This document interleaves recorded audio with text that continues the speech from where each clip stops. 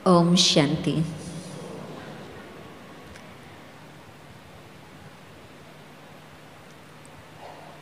कुछ समय से लेकर कम से कम मैं समझती ये 2 मास जो बीते हैं उसमें हर मुरली में 3 बातें अवश्य ही आती है। एक, देही अभिमानी स्थिति की बातें, देह भान को छोड़ने की बातें। दूसरा, एक निराकार शिव बाबा की याद और बुद्धि का योग उसके साथ हमारा जुड़ा रहे। बाबा भिन्न भिन्न प्रकार की बातें उसके संबंध से बताते रहे हैं। और तीसरी मुख्य टॉपिक है, बच्चे श्रीमत के आधार पर अपनी जीवन बनाते चलो, और यदि श्रीमत के आधार पर चलेंगे तो आपके जीवन में वो दैवी गुण अथवा वो दैवी स्वभाव, दैवी संस्कार फिर से ऑटोमेटिकली वो इमर्ज होते रहेंगे। तो आज की मुरली मैंने पहले नहीं पढ़ी थी, परंतु ये 2 मास की मुरलियों के आधार पर मैंने सोचा कि दैवी गुणों की धारणा अथवा फिर से वो स्मृति से उसकी पुनः फिर से हम उसका अनुभव करते जाएं अपने जीवन में, ये आवश्यक टॉपिक है। और फिर जब आज की मुरली सुनी तो मैंने सोचा कि बहुत सहज टॉपिक बाबा ने मुझे करके दिया है, मुझे ज़्यादा विचार करने की ज़रूरत नहीं है, क्योंकि बाबा ने ही बता दिया है कि एक तो पवित्रता और दूसरी शांति, ये 2 बातें यदि जीवन में होंगी तो फिर तो उस अनुसार अपनी जीवन में वो रॉयल्टी, वो मीठापन, आदत सब कुछ आ जाएगा। तो न सिर्फ बाबा बड़ी मुश्किलातों में मदद करते, परंतु कदम कदम पर जो भी सीन सामने आती है, बच्चों को कोई प्रकार से भी ज़्यादा मेहनत न करनी पड़े, बाबा हमें हर प्रकार से रेडीमेड तैयार मटेरियल देते हैं। तो आज की मुरली आप सोचो तो आपको बिल्कुल पूरा ही नक्शा आ जाएगा कि किस तरह से हमें अपने जीवन में वो दैवी गुण फिर से ऐसे इमर्ज करनी है जो वास्तव में औरों को विश्वास बैठे कि हाँ, सत्य की स्थापना हो रही है। बाबा ने थोड़ा समय पहले, शायद 5-6 साल पहले, ये बहुत ही सुंदर मीठे महावाक्य उच्चारण किए थे अव्यक्त बाप दादा ने कि जब कोई पूछे कि भगवान कहाँ है तो आप क्या उत्तर देंगे? आप कहेंगे कि बच्चों के दिल में भगवान बसा हुआ है। आप लोगों को भी ये मुरली याद होंगी। एक तरफ हम औरों को कहते हैं कि भगवान सर्वव्यापी नहीं, परंतु बाबा इतना प्रेम की भाषा से ये बता रहे थे कि भगवान कहाँ है? भगवान के बच्चों के दिल में बसा हुआ है। इस तरह से आज ये भी मैं सोच रही थी कि यदि कोई पूछे कि स्वर्ग कहाँ है तो बाबा के बच्चे क्या उत्तर देंगे कि मधुबन में आकर के देखो स्वर्ग कहाँ है। तो मधुबन को नाम ही देते हैं स्वर्ग आश्रम, तो यहाँ वो स्वर्ग का अनुभव वो कर सकेंगे। परंतु साथ ही साथ स्वर्ग की स्थापना भगवान कहाँ कर रहे हैं?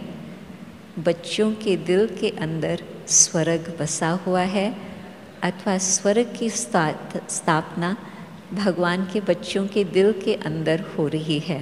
राइट? क्यों? क्योंकि जो भी स्वर्ग की बातें कोई भी सुनते हैं तो उसमें कुछ कुछ बातें विश्व भर में, न सिर्फ भारत में, परंतु जहाँ जहाँ स्वर्ग अथवा पैराडाइज की बातें आएंगी वही शब्द आएंगे।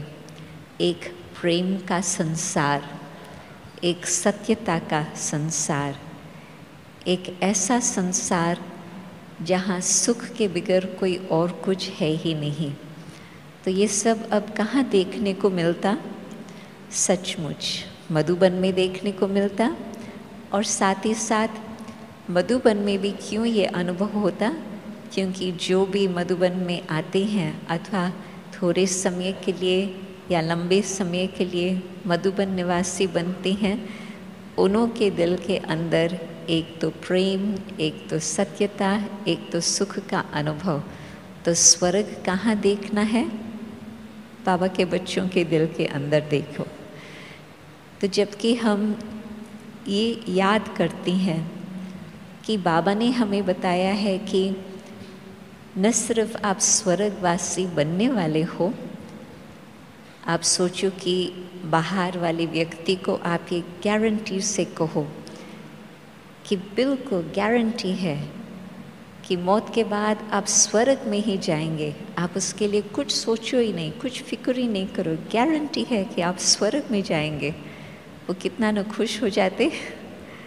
और बाबा ने न सिर्फ जो भी बाबा के बच्चे यहाँ बैठे हैं उन्हों को गारंटी दी है कि आप स्वर्ग में जाने वाले हो, परंतु उससे भी महान बात, आप स्वर्ग की स्थापना के कार्य में भगवान के साथ मददगार हो।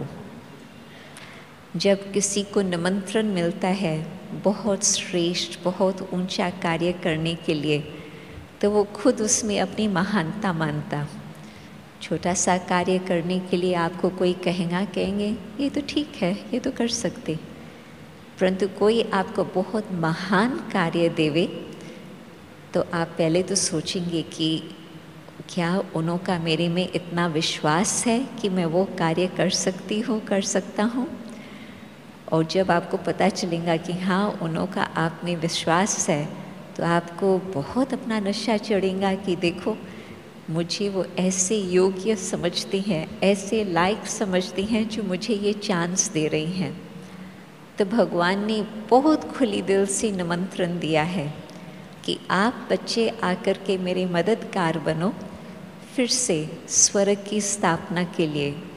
जैसे भगवान कंट्रैक्टर है स्वर्ग की स्थापना के कार्य में, बच्चे भी उन्हों के साथ इतना महान कार्य में इतने मददगार है। कितना नशा होता है कि इतना महान कार्य भगवान ने हमें योग्य समझकर, योग्य बना करके दिया है। परंतु फिर बाबा यही कहते हैं कि पेड़ पौधे लगाने से कोई स्वर्ग की स्थापना नहीं होगी, परंतु आप बच्चों के अंदर ये कलम लगता जाए। ये जो नए झाड़ का सैपलिंग है वो कैसे लगेगा?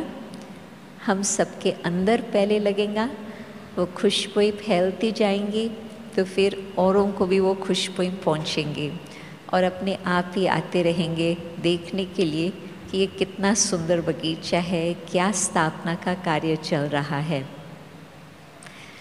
तो यही हम पहले अपने आप से प्रश्न पूछे, क्या मेरे अंदर मैं अपने में इतना विश्वास रखती हूँ जो मैं देखूं कि हाँ वो स्वर्ग के संस्कार अथवा वो दैवी संस्कार मेरे अंदर है।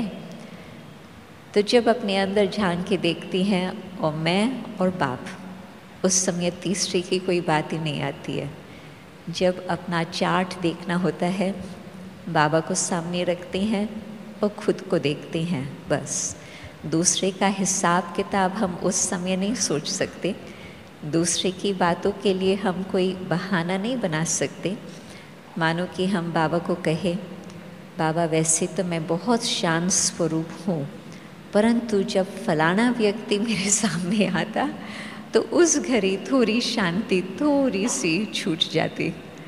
बाबा क्या कहेंगा? बाबा कहेंगा क्या कि हाँ उसका दोष है, तुम्हारा दोष नहीं है। बाबा कहेंगा कि वो जाने, उसकी गत मत जाने, परंतु तुम जानो और अपनी गत मत तुम जानो। तो अपने आप को ही हम देख सकते हैं और किसको देखने की ज़रूरत ही नहीं होती कि मेरे अंदर क्या क्या चल रहा, क्या क्या बसता है। तो आज बाबा ने दोनों बातों को इक्वल वज़न दिया जितनी ही शांति इतनी ही पवित्रता, जितनी ही पवित्रता उतनी ही शांति। तो आप सोचो कि हम जब शुरू करते हैं किसी से भी बातचीत करना, एक स्वाभाविक रीति से ब्राह्मणों की भाषा में ये बात आ गई है, ओम शांति। और जो गीता के भी महावाक्य आते हैं वो यही पहले आते हैं, शांति आत्मा का स्वधर्म है, स्वधर्म ही सुख देने वाला है। तो शांति का महत्व बाबा ने बहुत उसका बताया है। ऐसे भी नहीं कि बस ऊपर ऊपर से शांति, परंतु एक तो है कि हम चुप रहें, परंतु उस शांति में हो भी सकता है कि किसी से हम नाराज़ हो गए हैं तो उसी से बातचीत नहीं कर रहे हैं, तो उसको शांति कहेंगे? उसको शांति नहीं कहेंगे, उसको वियोग कहेंगे। क्यों? क्योंकि संबंध नहीं है तो बस कुछ बोलने का नहीं है। तो सिर्फ चुप रहना उसको शांति नहीं कहेंगे, परंतु मन की स्थिति हमारी शीतल हो, बुद्धि हमारी शांत हो, चित्त हमारा बिल्कुल निर्माण हो। तो जब इस प्रकार की स्थिति होंगी तो हाँ, न सिर्फ मुझे अपने आप को वो शांति बहुत मीठी, वो बहुत प्रिय लगेंगी, परंतु ऐसी शांति होंगी जो अनेक और आत्माओं तक भी पहुंच सकेंगी। आप सोचो कि द्वापर युग में भी जिन्होंने थोड़ा बहुत भी अपना साधना का अभ्यास किया, तो गायन आता है कि उन्हों की शांति ऐसे होती थी जो शेर को भी वो शांत कर सकते थे। नहीं तो कोई व्यक्ति शेर देखता है तो घबरा जाता, डर जाता, भागने की कोशिश करता, या तो जोश में आकर के हिंसक कुछ काम कर लेता। परंतु द्वापर युग के योगी, कलयुग के योगियों में तो वो ताकत नहीं रही है, परंतु द्वापर युग के योगियों का गायन है कि उन्हों की शांति ऐसे होती थी जो शेर को भी सामने खड़ा कर लेती थी। तो आप सोचो कि राजयोगी जो कि भगवान से खुद, योगेश्वर से खुद योग सीख करके योग लगाने का अभ्यास कर रहे हैं, अनुभव कर रहे हैं, उन्हों की स्थिति कैसे होंगी? उन्हों की स्थिति फर्स्ट तो ये कि दूसरा कोई कुछ भी कहे, परंतु उन्हों के ऊपर उसका प्रभाव नहीं, रिएक्शन नहीं। दूसरा, न सिर्फ ऐसे कि वो खुद शांत रहे और सिचुएशन गमसान की होती रहे, परंतु नहीं, उन्हों की शांति से अथवा बाबा की मदद से बाबा के वाइब्रेशंस औरों को भी शांत कर देंगे। एक छोटी सी कहानी मैं सुनाती हूँ। ये है 1974 की कहानी, बहुत समय पहले की कहानी। और बड़ी दीदी दिल्ली में थी, मनमोहिनी दीदी, उसको हम बड़ी दीदी कहते।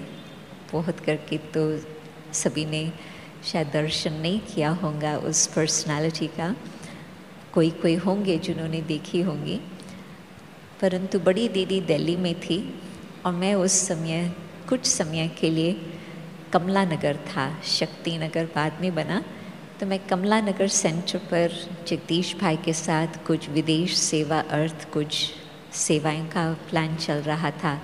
इलस्ट्रेशंस ऑफ राजयोग का जो पुस्तक है वो उस समय बन रहा था। तो मैं भी दिल्ली में थी, उस कार्य अर्थ दीदी का प्रोग्राम बना था कुंभ मेले में जाने का। तो कुंभ मेले के लिए दीदी ने मुझे भी निमंत्रण दिया, तो हम वहाँ गए। तो फर्स्ट टाइम मैंने कुंभ मेला देखा, तो वो तो एक इंटरेस्टिंग अनुभव था ही। फिर दीदी को तो कुछ समय वहाँ रुकना था ताकि कुछ सबकी पालना होती रहे, कुछ ऐसे गुरुओं आदि के साथ मुलाकात होती रहे, परंतु मुझे वापस अपनी सेवा अर्थ पहुँचना था। तो दादी गुलजार जा रही थी वापस दिल्ली सवेरे सवेरे, तो मुझे भी कहा कि भले आप मेरे साथ ही चलना। तो हम बहुत सवेरे निकले और करीब 1 घंटे की दूरी के बाद करीब 6 बजे का समय था जब धीमी धीमी लाइट शुरू हो रही थी।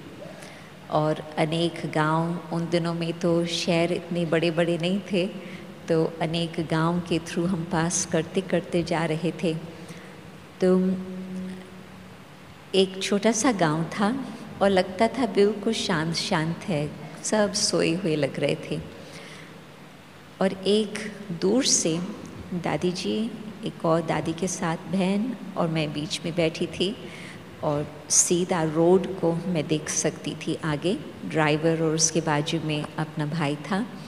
तो मैं सीधा रोड पर देख रही हूँ क्योंकि हम लोग कोई सोए हुए नहीं थे, वो बहुत सुंदर मौसम था तो हम योग में ही थे।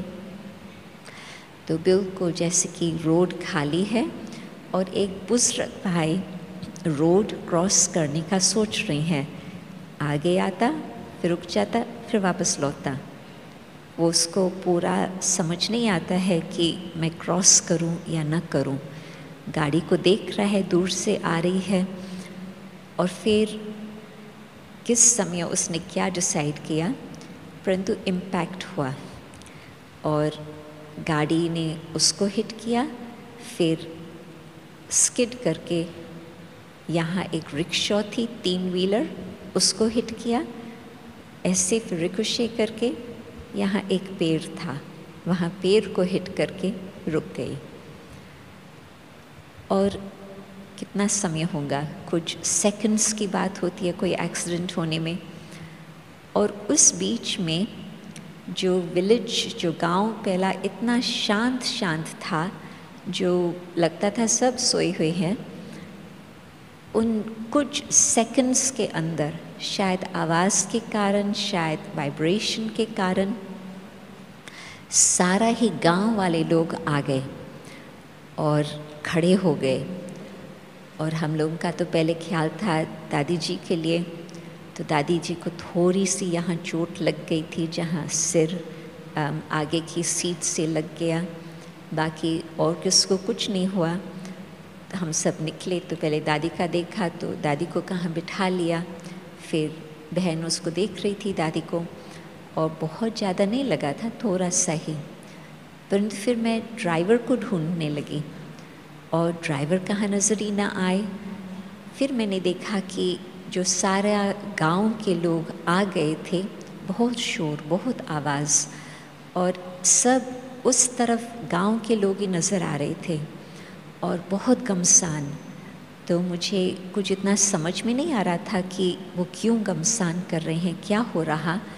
परंतु जब मैंने देखा कि ड्राइवर कहाँ नज़र ही नहीं आता, तो फिर मुझे ये ख्याल आया कि शायद ड्राइवर उस गमसान के बीच में है।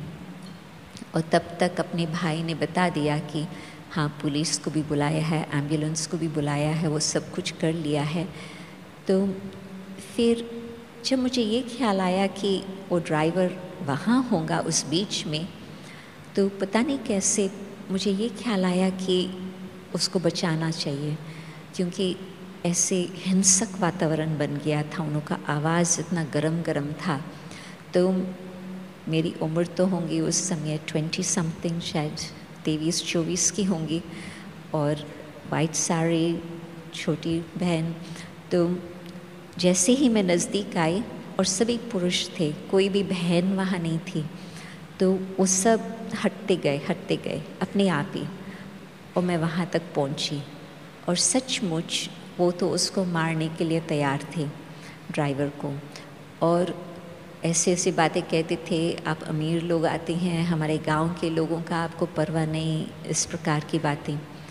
तो मैं वहाँ जाकर के खड़ी रही और बाएं ऐसे करके उसके सामने, ड्राइवर के सामने, वो कहा, ठहरो ठहरो, पुलिस आ रही है, पुलिस आ रही है। बस बाबा को खूब याद कर रही थी। तो बाबा की उस घड़ी शक्ति ऐसी थी, जो सारा ही वो गमसान शांत हो गया। और बस वो 1-2 मिनट का ही खेल था और वास्तव में पुलिस पहुंच ही गई तब तक, और ड्राइवर को लेके गए। यदि वो 2-3 मिनट की मार्जिन न होती थी तो बुरी तरह उसको वो मार पीट कर लेते थे। ऐसे हिंसक वातावरण था। तो मैंने देखा कि शांति की शक्ति से, बाबा को उस घड़ी याद करने से, बाबा के शांति के सागर ने सबको वो जो 2-3 मिनट शांत कर लिया, उस व्यक्ति की अच्छी तरह से बचाव हो गई। और फिर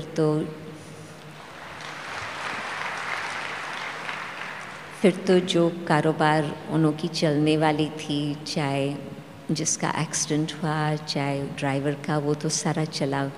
उसका दोष नहीं था वास्तव में, क्योंकि वो भाई ही, उसको पता नहीं चल रहा था मैं जाऊं या न जाऊं। तो कहने का मतलब कि ये तो एक छोटी सी सीन, परंतु कोई भी सीन हमारे सामने आए, यदि हम अपने मन को शांत रखते हैं और बाबा शांति के सागर की याद और साथ है, तो फिर न केवल हम शांत रहते हैं, परंतु रियलिटी में वो शांति की शक्ति अन्य आत्माओं को भी शांत कर देती। आप सोचो कि और जो समय आगे आने वाला है वो किस प्रकार का आएगा।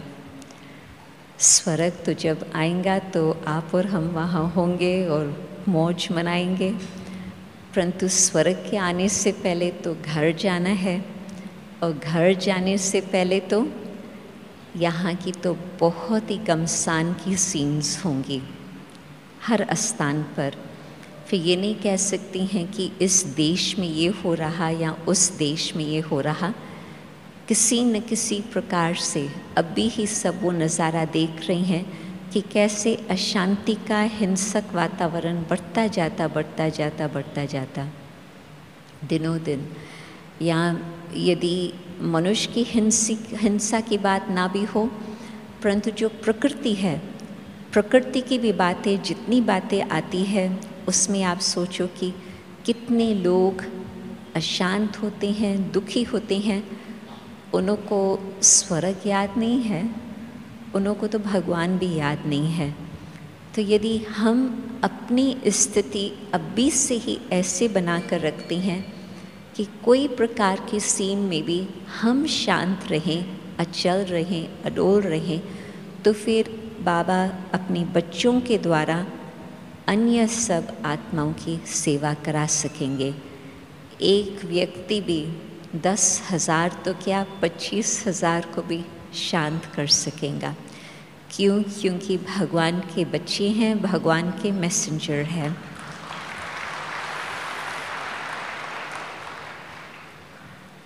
आप सोचो कि इसी हॉल के अंदर जब बाप दादा की पधरामनी होती, 25,000 बैठे होते हैं और बाप दादा हर आत्मा को वो शांति का अनुभव करा लेते।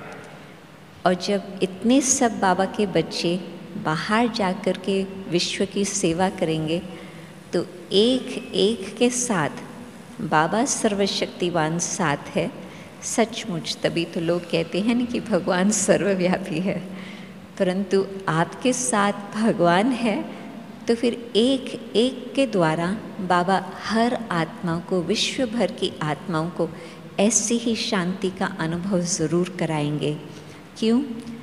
क्योंकि जब आत्माओं को शांति का अनुभव यहाँ होगा तो वो बाप को पहचानेंगे।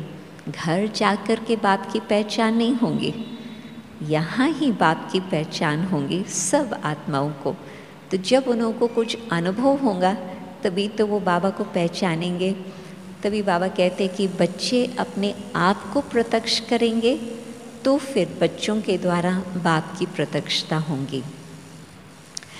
तो आज जो बाबा ने विशेष शांति के गुणों को उठाया है, उसमें यही मैं सोचती हूँ कि शांति जबकि हमारा स्वधर्म है, तो हमारा नेचुरल रिस्पॉन्स, जो कुछ भी हमारा स्वभाव है, धर्म है, उस अनुकूल होता। उसमें कोई सोचने की बात नहीं होती। लोगों के लिए एक सोच की बात होती कि अभी हम क्या बोलें, क्या करें। बाबा के बच्चों के लिए नेचुरल, ऑटोमेटिक शांति का रिस्पॉन्स। दूसरी बात विशेष बाबा ने आज पवित्रता के लिए ही कही। और आप सोचो कि शांत रहने के लिए भी पवित्रता की आवश्यकता है। क्यों? क्योंकि जबकि हमारे मन में थोड़ा सा भी कुछ मोह ममता होंगी, उसको पवित्रता भी नहीं कहेंगे तो शांति भी नहीं हो सकती। क्यों? क्योंकि वो ही हमको खींचती रहेंगी। या हमारे अंदर कोई ईर्ष्या होंगी, कुछ लोभ होगा, कुछ भी होगा इसी प्रकार से, तो आत्मा शांत नहीं रह सकती। शांति, पवित्रता और स्वस्थ का गहरा कनेक्शन है। मानो कि जब शरीर में कुछ इन्फेक्शन होता तो शरीर के अंदर वो उथल पाथल हो रही है तो बुखार चढ़ता, शांति शीतलता वो गुम हो जाती, मन से भी और तन से भी। अंदर शरीर के अंदर युद्ध चल रही होती कि वो जो कीटाणु है उनको समाप्त करें, जो भी जर्म्स है, जो भी इन्फेक्शन है। तो जब स्व स्थिति है, स्वस्थ है, तो फिर बिल्कुल क्लीन, आत्मा क्लीन, शरीर क्लीन, और उसमें मन में भी कुछ युद्ध नहीं, मन भी शांत और शरीर भी तंदुरुस्त। तो पवित्रता जहाँ हर प्रकार से स्वच्छता, पवित्रता का मतलब कि आत्मा बिल्कुल स्वच्छ हो जाए, जिसमें फिर वो सत्यता भी नज़र आए, परंतु उस स्वच्छता से ही शांति अच्छी तरह से रह सकती। और मुझे याद आता कि जब फर्स्ट टाइम यहाँ पर साधु सम्मेलन हुआ था, संत सम्मेलन, तो उसमें वैसे तो आप जानते हैं यज्ञ के इतिहास को कि न सिर्फ आम जनता ने पहले प्रश्न पूछा ये कौन आए हैं हमको नई बातें सिखाने के लिए, और उनको समझने में थोड़ा टाइम लग गया, परंतु साधु समाज भी हमारी बातों को इतना स्वीकार नहीं करते थे, मानते नहीं थे। तो कहाँ न कहाँ धर्म युद्ध भी चल पड़ती थी, परंतु सेवाएं बढ़ती गई ताकि मैं समझती 85 में शायद फर्स्ट संत सम्मेलन रहा, जबकि ओम शांति भवन तब तक बन गया था। तो दादियाँ सब थे, बड़ी दादी हाजिर थी। तो जब बहुत अच्छा संत सम्मेलन हुआ, नहीं तो लोगों का उसमें भी कुछ न कुछ संघर्ष चलता, मेरी कुर्सी आगे, इसकी कुर्सी पीछे, मेरा भाषण ज़्यादा है, इसका कम, ये सब बातें, धर्म वालों के अंदर भी ये सब चलता रहता। परंतु बहुत शांति से बाबा की कहने अनुसार सब कुछ बच्चों ने भी बहुत ध्यान से योग युक्त होकर के किया, परंतु साथ साथ बाबा ने खुद ऐसा वातावरण बना रखा जो सब संतुष्ट थे, कहाँ पर भी कोई किसका कुछ मन में और बात नहीं थी। और फिर जब विदाई का समय आकर पहुँचा तो कुछ लोग, साधु लोग पहुँच गए थे सवेरे सवेरे, और दादी जी ने उनको निमंत्रण दिया मुरली के बाद कि आकर के कुछ अपना सभा को अनुभव सुनाए। तो उसमें से एक बहुत विशेष महात्मा थे, तो वो स्टेज पर आए, दादी को प्रणाम करते, ब्रह्मा बाबा के चित्र को प्रणाम किया, फिर आकर के बैठे और अपना अनुभव सुनाने लगे और कहे कि मैं आपको एक रात्रि की बात सुनाता हूँ। मैं 2 बजे उठ करके, और उनका प्रबंध रखा था सुखधाम में, तो मैं वहाँ से यहाँ आ गया पांडव भवन में, क्योंकि मुझे देखना था कि 2 बजे के समय का वातावरण यहाँ का क्या होता। क्योंकि 2 बजे का समय ऐसा होता कि कोई उस घड़ी मुश्किल से जागृत होता, परंतु जो नींद की अवस्था होती, जो वाइब्रेशंस होते हैं, वो जो जैसे वाइब्रेशंस है वो वातावरण में फैलते हैं। कोई उस घड़ी वाइब्रेशंस को छिपा नहीं सकता या उसका कुछ और ऊपर ऊपर का नहीं चलता, जो वाइब्रेशंस है वो अनुभव होते। तो जब मैं यहाँ पर आकर चक्कर लगाया तो मुझे सचमुच लगा कि ये जो लोग बता रहे हैं कि हाँ, सब जो भी यहाँ के हैं वो सब ब्रह्मचार्य व्रत को पालन करते हैं, मुझे सचमुच ऐसी ही पवित्रता के वाइब्रेशंस महसूस हुए। तो आज तभी मैं ब्रह्मा बाबा को भी नमस्कार करता हूँ, प्रणाम करता हूँ, जिसने आप लोगों को ऐसी बातें सिखाई है। और दादी जी को भी मैं प्रणाम करता हूँ कि दादी ने उसके कार्य को इतना सुंदर रूप से और आगे बढ़ाया है अपनी पवित्रता के योग बल के आधार से। तो कहता था कि सचमुच जो इसने कार्य किया हम लोग आज तक नहीं कर सके हैं। तो बाबा जो कहते हैं कि आखिरी में पवित्रता के योग बल की शक्ति से सब बातों पर विजय होंगी। ये एक छोटी सी सीन हमने देखी, वो नक्शा देखा, परंतु जितना जितना हम सबकी पवित्रता की शक्ति बढ़ती जाएंगी तो वो पवित्रता का जो वातावरण है सब तक पहुंचता जाएगा और सचमुच बाबा का कार्य उस आधार पर ही अपने संपन्न स्थिति पर पहुंचेगा। तो सब संगठित रूप में एक दो को हम सहयोग देते हैं प्योरिटी के वाइब्रेशंस के आधार से, या ये कहें कि मधुबन में जो पहले से ही इतने वर्षों की तपस्या है, इतने बाबा के बच्चों की तपस्या है, उसका जो वातावरण बना हुआ है, यहाँ सहज सहज हमें और आगे बढ़ने को मिलता। परंतु उसमें भी मैं देखती हूँ कि बाबा न सिर्फ कहते हैं कि खान पान की शुद्धि या ब्रह्मचार्य की शुद्धि, बाबा तो हमारे इतना तक कहते हैं, बंदरों के लिए जो खिलौना होता है ना, उसके लिए कहते हैं see no evil, hear no evil, speak no evil. न बोलो, न देखो, न सुनो कोई भी बुरी बात, वो तो ठीक है ही, परंतु उससे और आगे बाबा कहते हैं थिंक नो इवल, कोई संकल्प भी अपवित्र न आए। और वो तब होगा जबकि आप सोचो संकल्पों का कनेक्शन है हमारे संस्कारों के साथ, जैसे हमारे संस्कार होंगे वैसे हमारे संकल्प होंगे, तो और उस अनुसार वाइब्रेशंस होंगे। तो अपने संस्कारों को हम परिवर्तन करते चलें और उस स्थिति को प्राप्त करें जिसमें ऐसे भी नहीं कि संकल्प में हमारा संघर्ष चले, परंतु नहीं, संकल्प भी इतना सुंदर, स्वच्छ, श्रेष्ठ, कल्याण के संकल्प हर आत्मा के प्रति हो, तो उसको कहेंगे पवित्रता की स्टेज।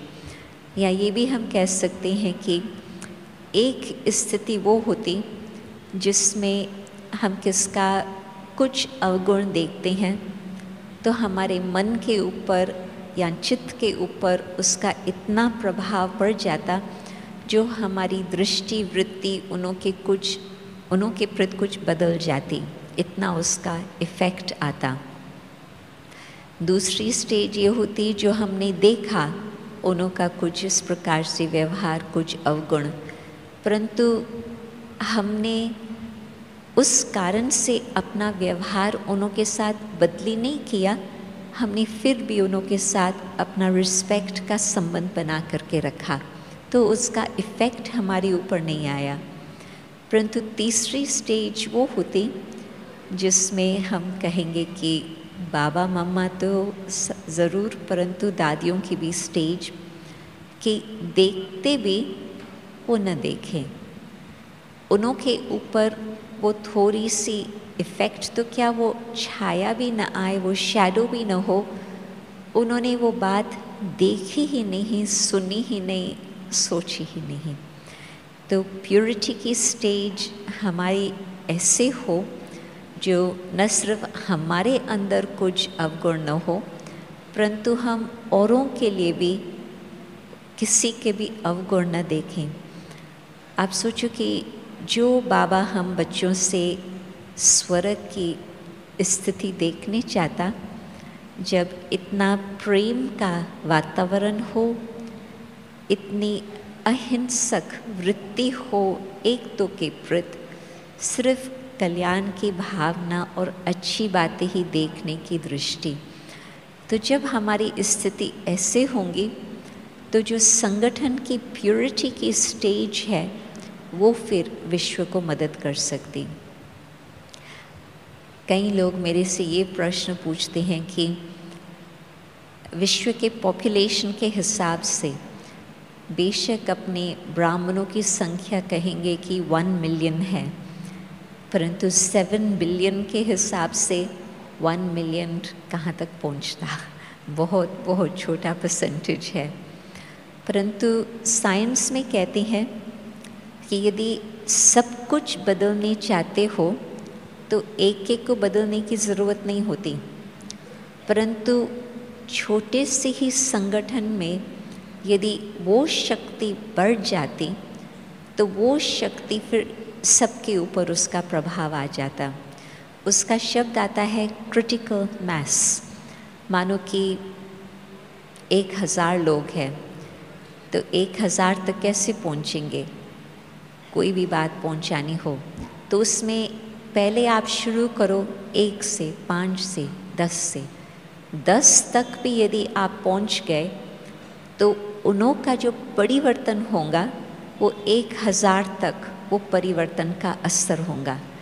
तो ये तो मैंने वैसे ही 10 का नंबर गिनती किया है। क्रिटिकल मास मीन्स छोटे से ही शक्तिशाली संगठन से उसका सारा प्रभाव औरों पर भी पहुंचता है।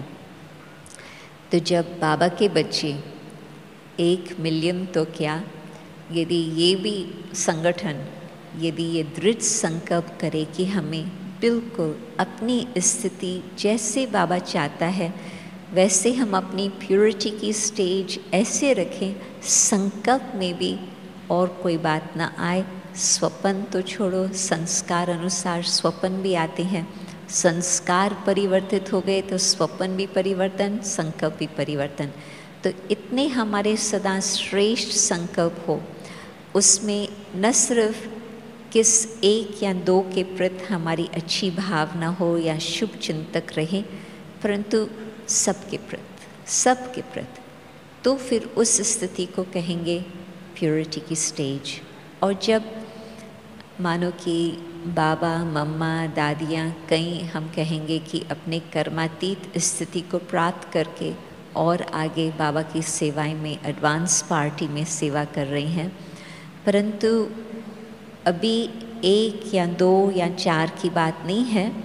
बाबा चाहते हैं कि संगठित रूप में ब्राह्मण परिवार में जब ऐसे हम अपनी स्थिति प्योरिटी की बना कर रखेंगे तो फिर विश्व का परिवर्तन हो सकता, संभव है, साइंस के हिसाब से भी संभव है। तो ये छोटे से संगठन से ही इतना उसका बेहद का इम्पैक्ट हो सकता। उसमें भी यदि हम ये सोचे कि प्योरिटी की स्टेज मेरी ऐसे हो जिसमें मेरा कोई के प्रति रिएक्शन न हो। क्या होता कि जब रिएक्शन होने लगता तो अपने पुराने संस्कार और पक्के हो जाते हैं। जब हम अपने इमोशन से, अपनी भावनाओं से सिर्फ काम करते हैं न कि बुद्धि से, तो फिर रिएक्शन आने लगते हैं।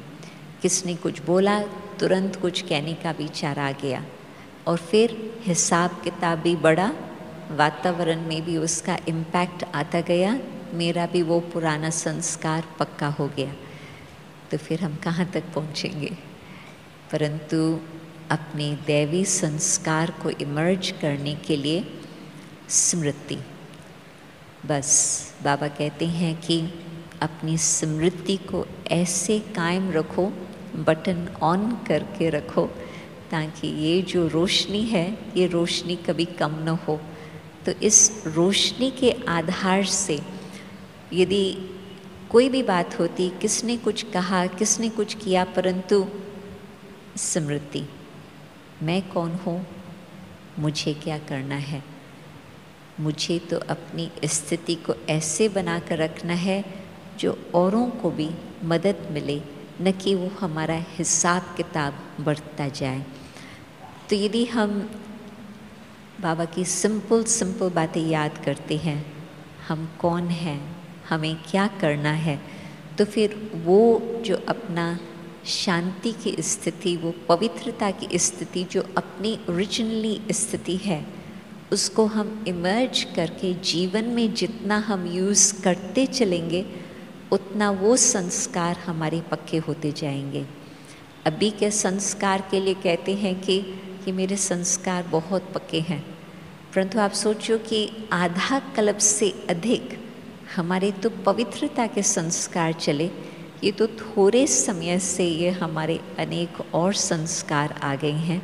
तो अपनी स्मृति, मैं कौन हूँ, न सिर्फ मैं बाबा का बच्चा हूँ, परंतु बाबा ने मुझे अपना आदि सनातन देवता धर्म की स्थापना के लिए मुझे चुना है।